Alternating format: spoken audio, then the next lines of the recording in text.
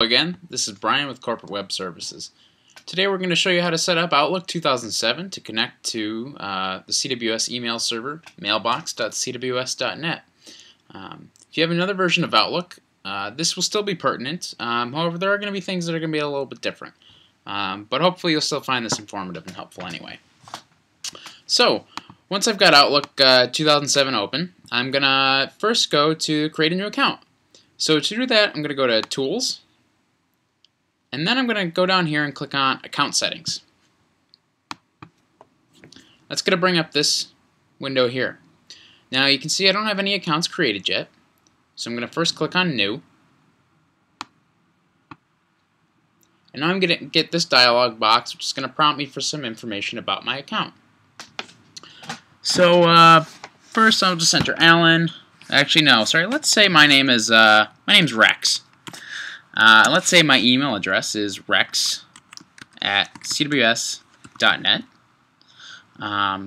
So I'm just going to fill in for my name. That's going to be Rex, and that's what's going to show up on your outgoing emails as your name. Now your email address is just going to be your full email address. So bob@pipefitters.com or rex@cws.net, what have you. Then the password is just going to be the password for your email account. You're going to need to enter that twice, once to get it in there and then another just to confirm it, so we make sure it's correct. And then we're going to go down here and check this little box for manually configure server settings or additional server types. And this is going to give us a few more options to set specifically. Now, in this case, Outlook wants you to choose what kind of email service you have. Now, for the CWS email services, those are always going to be POP or IMAP. So in this case, we want to have this first radio button selected, and then we're going to hit Next. Now, this brings us to the next page where we're going to enter some of the server settings and some other information to tell Outlook how to connect to the CWS mail server.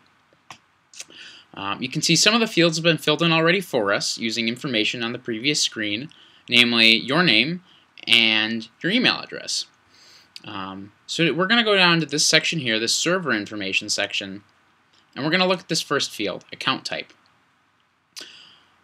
Account type has this drop-down box, and this has a couple of different options in it: POP3, IMAP, and HTTP.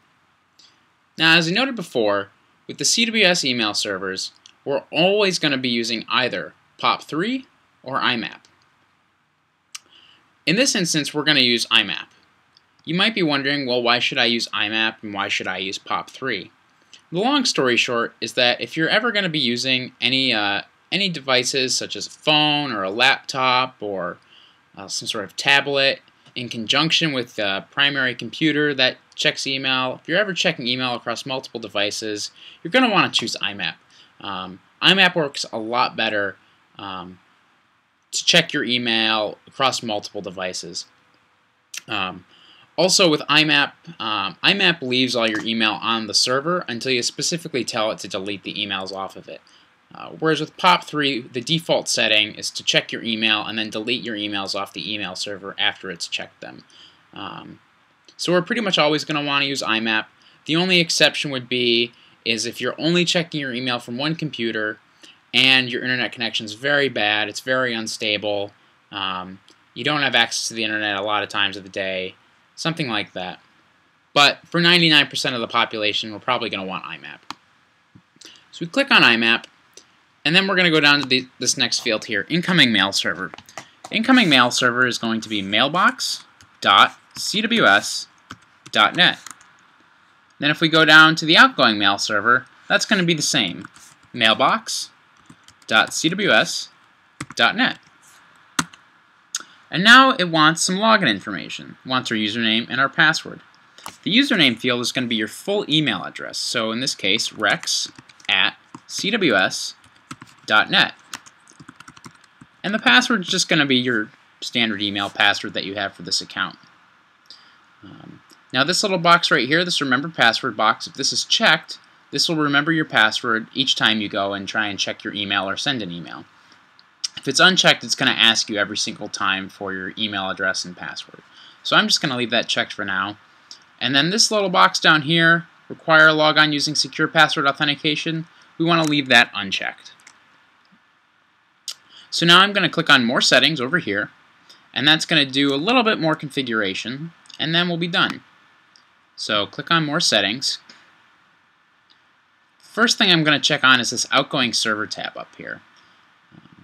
One thing we want to do is we want to make sure that this box right here is checked. This My Outgoing Server requires authentication. If you ever have a problem where you're trying to send out an email and it's just not sending, 9 times out of 10 this box isn't checked. And this box just makes it so that you log in when you send an email. And that's just a security setting on the servers to prevent things like spam from going out and what have you. So in order for the email server to know that you are who you say you are, we've got to have this checked. So we make sure that's checked, and then we make sure this button here that says use the same settings as my incoming mail server is also checked.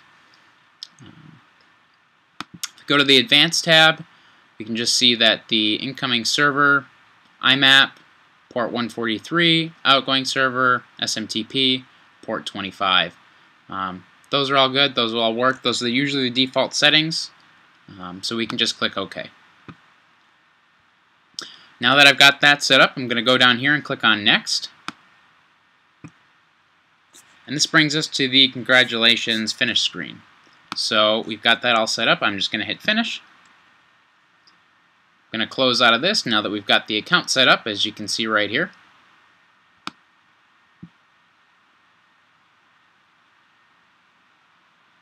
Great, and now Outlook's back, and it's gone out, and it's checked my email, and it looks like I've got an email sitting right in here, and looks like bbornkamp at cws.net sent an email to rex at cws.net, and now we're all good. So that's a brief tutorial on how to set up email on the CWS mailbox server. If you have any questions or you're having problems, you can open up a ticket with us. You can contact support at cws.net, or you can always give us a phone call. Anyway, stay tuned for the next tutorial, and have a good day.